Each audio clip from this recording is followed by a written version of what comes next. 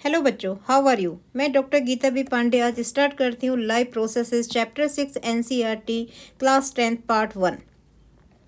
आज का हमारा टॉपिक है what are life processes. Life process को समझने से हम पहले समझते हैं व्हाट इज अलाइव। अलाइव का हिंदी मीनिंग होता है जिंदा, यानी कि कोई लाइफ जिंदा है कि नहीं है। हम नेचर में देखते हैं कितने टाइप के ऑर्गेनिज्म होते हैं। सपोज डॉग रनिंग, तो हम कहते हैं डॉग में लाइफ है। फ्रॉग जंपिंग, फ्रॉग में लाइफ है। बर्ड्स फ्लाइंग, बर्ड्स फ्लाइंग, तो बर्ड्स में लाइफ है। एथलीट्स रनिंग, एथलीट्स रनिंग यानी कि इसमें लाइफ है। ट्रीज, पेड़ों में भी जीवन होता है क्योंकि ये हरे भरे होते हैं, इसमें फोटोस कितने सिंथेसिस होती है, तो ट्रीज में भी लाइफ है। धीरे धीरे टाइम के हिसाब से ये बड़े होते रहते हैं, ग्रो होते रहते हैं। ना रॉक, क्या बच्चों रॉक में भी लाइफ है? बोलो। तो रॉक में लाइफ नहीं है। क्यों लाइफ नहीं है? रॉक भी अपने आप में खड़ा रहता है, पेड़ भी एक जगह खड़े हुए हैं। तो ऐसा क्या क्या है कि रॉक में लाइफ नहीं है और पेड़ों में लाइफ है और ऑर्गेनिज्म में लाइफ है? चलो नेक्स्ट स्टडी करते हैं। All the plants and animals including human beings are alive और living thing. What are the criteria to decide whether something is alive? ऐसा कौन कौन से पॉइंट हैं जिससे हम पता कर सकते हैं कि कोई ऑर्गेनिज्म अलाइव है, जिंदा है? The first point is movement. Movement अपने आप होना चाहिए। फॉर एग्जाम्पल अभी हमने ऊपर देखा था dog running, cow chewing curd, birds flying, frog jumping, athletes running. तो हम कह सकते हैं अगर मूवमेंट है तो उसमें लाइफ है। Now in case of plants, plants में ग्रीन कलर होता है जिससे हमें पता चलता है कि इसमें लाइफ है, वो अलाइव है, जीवन है इसमें। And grow over time, grow over time मतलब प्लांट्स पहले थोड़ा छोटा होता है, फिर थोड़ा बड़ा होता है, फिर थोड़ा बड़ा होता है, फिर एक बार बड़े होकर अपनी फुल स्टेज में आ जाता है। तो इन केस ऑफ प्लांट्स ये इसके दो इम्पॉर्टेंट फीचर है। ये तो हमारे विजिबल मूवमेंट थे जो हमको आंखों से विजिबल होते हैं। कुछ इनविजिबल मूवमेंट भी होते हैं जो कि मॉलिक्यूलर लेवल पर होते हैं, जैसे cells, tissues, organs, organ system. Cells के ग्रुप को टिश्यूज़ कहते हैं, टिश्यूज़ के ग्रुप को ऑर्गन कहते हैं, ऑर्गन के ग्रुप को ऑर्गन सिस्टम कहते हैं। अपना अपना फंक्शन सभी परफॉर्म करते हैं और ये मॉलिक्यूलर लेवल पर होते हैं और ये हमको आंखों से विजिबल नहीं होते हैं। सपोज सेल्स है, सेल्स की ग्रोथ हुई, अगर सेल्स की ग्रोथ होती है, अगर ग्रोथ यहीं अटक जाएगी तो लाइफ यहीं पर ख़त्म हो जाती है। लेकिन ये मॉलिक्यूलर लेवल पर होता है जो कि आंखों से विजिबल नहीं होता है। Next, living things can respond to changes around them. Living things अपने आसपास जो भी घटनाएं होती हैं उसके प्रति रिस्पॉन्ड होते हैं, कहते शो करते हैं, दिखाते हैं।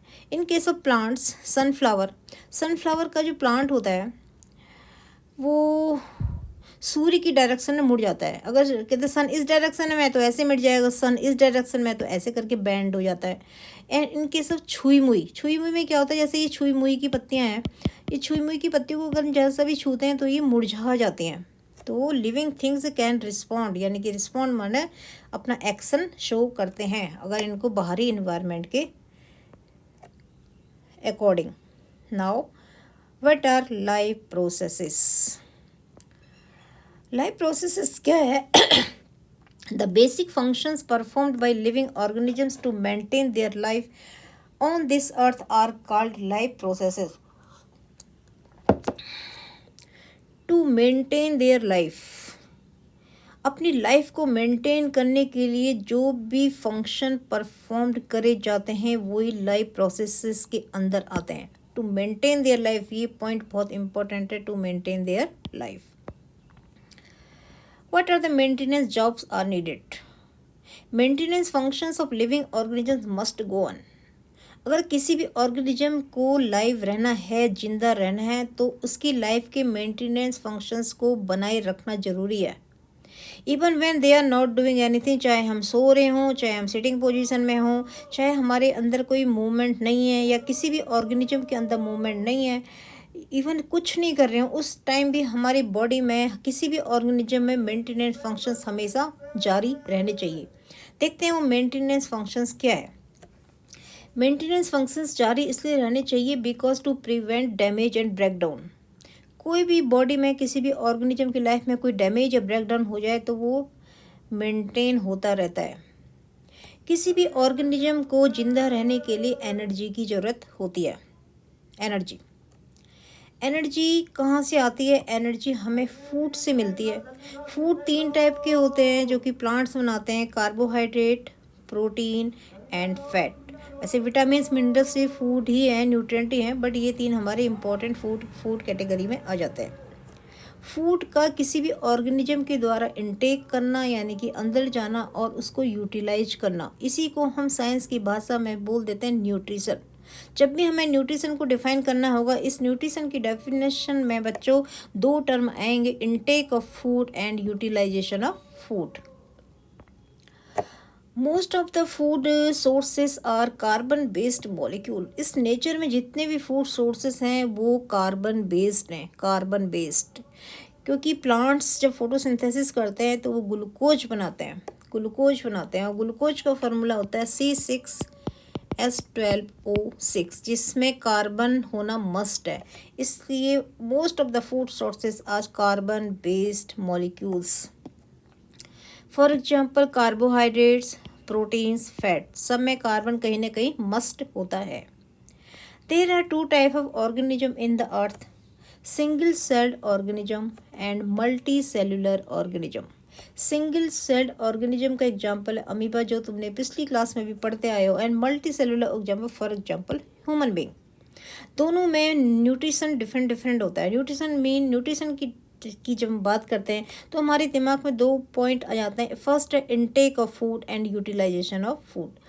तो हर ऑर्गेनिज्म में फूड को इनटेक करना और उसको यूटिलाइजेशन करने का मेथड डिफरेंट होता है। लेट्स अंडरस्टैंड सम की क्या मोड ऑफ न्यूट्रिशन है सिंगल सेल ऑर्गेनिज्म में एंड मल्टी सेलुलर ऑर्गेनिज्म में। ये अमीबा है। अमीबा की शेप इरेगुलर शेप का होता है। Amoeba irregular shape. सपोज इसको यहाँ पर फूड मिल जाता है तो ये अपने इस स्ट्रक्चर को यू करके ऐसे इंक्रीज कर लेता है और फूड को इनटेक कर लेता है अंदर। बट ह्यूमन बीइंग में ऐसा नहीं होता। उसके लिए माउथ बने हुए हैं, फिर खाने को डाइजेस्ट करने के लिए अंदर पूरा एलिमेंट्री सिस्टम है, stomach, intestine, large intestine, small intestine, liver etcetera. चलिए देखते हैं इन दोनों में क्या डिफरेंस है। फर्स्ट है no specific organs for taking in food.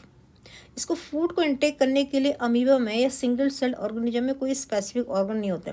Suppose food यहाँ पर आ जाएगा तो फूड यहाँ जाएगा तो ये अपने आप अपने ऑर्गन को ऐसे थोड़ा थोड़ा इंक्रीज कर लेता है और यहाँ से इसको पास में कर लेता है और फूड अंदर खिंच जाता है और ये फूड डिफ्यूजन मेथड द्वारा अंदर पहुँच जाता है।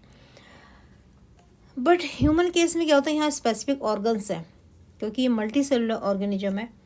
Second point, for exchange of O2 and CO2 and food intake, direct contact with environment. इस ऑर्गेनिज्म का इन्वायरमेंट से डायरेक्ट कॉन्टैक्ट होता है। डायरेक्ट कॉन्टैक्ट मतलब कि अमीबा है, यहाँ पर ये अमीबा जहाँ जिस इन्वायरमेंट में रहता है यहाँ पर पानी है, ज़रा लिक्विड में रहता है ये अमीबा, तो इसका इन्वायरमेंट यहाँ पर वाटर में ऑक्सीजन भी खुली रहती है, इसका खाना भी पड़ा हुआ है, तो ये डायरेक्ट इन्वायरमेंट के कॉन्टैक्ट में, डायरेक्ट इन्वायरमेंट के क्या कहते हैं कॉन्टैक्ट में। In case of multi cellular organism no direct contact with environment. इसका डायरेक्ट कॉन्टैक्ट इन्वायरमेंट से नहीं होता। इसका मतलब ये नहीं कि यहाँ पर ये ह्यूमन बीइंग है तो यहाँ पर तो हम यहाँ पर हवा होती है, सब कुछ है, तो हम डायरेक्ट कॉन्टैक्ट में नहीं है क्योंकि हमारी बॉडी मल्टी सेलुलर ऑर्गेनिज्म है। इसमें मिलियंस ऑफ मिलियंस सेल्स है, मिलियंस सेल्स है। एक एक सेल्स को अगर हमने ऑक्सीजन पहुँचानी है और न्यूट्रिएंट पहुँचाने हैं, ऑक्सीजन पहुँचानी है और न्यूट्रिएंट पहुँचाने हैं तो वो यहाँ पर डिफ्यूजन मेथड से पॉसिबल नहीं है। तो इसलिए ये मल्टी सेलुलर जो है डायरेक्ट इन्वायरमेंट के कांटेक्ट में नहीं होता, इसलिए इसमें डिफरेंट ऑर्गन सिस्टम होते हैं। तो इसमें क्या सिस्टम है, इसमें फूड को इनटेक करने का और O2 और CO2 को एक्सचेंज करने का जो मेथड है वो डिफ्यूजन मेथड से इसमें पॉसिबल हो जाता है। बल्कि इन case of multi cellular organism इसमें जो सिस्टम है फूड को इनटेक करने का और ऑक्सीजन को ट्रांसपोर्ट करने का बॉडी में, वो होता है ट्रांसपोर्ट। इसमें सिस्टम बना होता है जो कि हार्ट और ब्लड के थ्रू होता है। हार्ट पंप करता है और ब्लड के थ्रू जो भी हम खाना खाते हैं डाइजेस्ट होता है। ग्लूकोज या ब्रीदिंग के थ्रू जो ऑक्सीजन लेते हैं वो ब्लड के थ्रू हीमोग्लोबिन से बाइंड होके ऑक्सीजन ट्रांसपोर्ट करती रहती है। फूड भी ब्लड में ट्रांसपोर्ट करता रहता है in the form of glucose. चलो एक ब्रीफ आइडिया था about what are the single cell organism and multi cellular organism. अब now question arises from where we get energy, from where we get energy, हमें energy कहाँ से मिलती है? Energy तो किसी भी ऑर्गेनिज्म को फूड से ही मिलती है। फूड जो हम खाना खाते हैं, वो फूड खाना खाते हैं, वो जब ब्रेकडाउन हो जाता है तो वो ग्लूकोज में कन्वर्ट हो जाता है। ग्लूकोज एक एक सेल में पहुंचता है। ग्लूकोज एक एक सेल में पहुंचता है। और जो हम ब्रीदिंग करते हैं, सांस लेते हैं, ब्रीदिंग कहते हैं, ब्रीदिंग के थ्रू ऑक्सीजन हमारे अंदर जाती है, लंग से ब्लड में ट्रांसफ़र होती है, ब्लड से एक एक सेल में पहुंचती है, सेल है, और यहाँ पर ग्लूकोज के साथ ऑक्सीजन भी पहुंच जाती है। जब सेल के अंदर ग्लूकोज और ऑक्सीजन पहुंच जाते हैं तो एक विस्फोट होता है, यानी कि केमिकल रिएक्शन होता है। उस केमिकल रिएक्शन में क्या होता है कि सेल के अंदर ग्लूकोज प्लस ऑक्सीजन ये रिएक्ट करते हैं एंड CO2 बनती है, प्लस वाटर रिलीज होता है एंड एनर्जी रिलीज होती है। एनर्जी, इसी एनर्जी से ये this phenomena is known as respiration. इसी को हम क्या बोलते हैं? रेस्पिरेशन। यही प्रोसेस रेस्पिरेशन है, यानी कि दूसरी साइंटिफिक लैंग्वेज में कहें तो oxidation of food is known as respiration. Food का ऑक्सीडेशन हो जाता है, carbon dioxide, water and energy release होती है। ज़्यादा एनर्जी जो होती है वो ATP के फॉर्म में स्टोरेज होती रहती है बॉडी में। तो this phenomena is known as respiration. तो from where we get energy food by the process of respiration, जो कि हमारे लाइफ प्रोसेस का एक इम्पॉर्टेंट पार्ट है। नेक्स्ट, ट्रांसपोर्टेशन का मतलब होता है, ट्रांसपोर्ट का मतलब होता है इधर से उधर जाना, यहाँ से यहाँ गए, यहाँ से यहाँ गए। कोई भी चीज़ का इधर से उधर जाने को हम क्या बोलते हैं? ट्रांसपोर्टेशन। इन ह्यूमन बींग्स में ब्लड जो है ट्रांसपोर्टेशन का सबसे अच्छा है। ब्लड के थ्रू सब कुछ ऑक्सीजन भी ब्लड के थ्रू ट्रांसपोर्ट होती है, और ग्लूकोज जो हम खाना खाते हैं डाइजेस्ट होता है, इंटेस्टाइन से अंदर जाता है, वो भी ब्लड के थ्रू ही ट्रांसपोर्ट होता है। और ब्लड को ट्रांसपोर्ट करने का काम इसमें हार्ट का इंपॉर्टेंट रोल है, जो कि हम आने वाले पार्ट में इसकी स्टडी करेंगे। नाउ इन प्लांट्स में डिफरेंट सिस्टम होता है। इसमें जाइलम टिश्यू होते हैं, फ्लोएम टिश्यू होते हैं, तो इसकी स्टडी भी आने वाले पार्ट में करेंगे। Now next point is excretion. अब इतने अंदर बॉडी में प्रोसेस हो रहे हैं, रेस्पिरेशन होते हैं तो CO2 बनती है, डाइजेशन होता है तो वेस्ट मटेरियल हमारी बॉडी में बनते रहते हैं, इनको बाहर निकालना भी बॉडी से ज़रूरी होता है।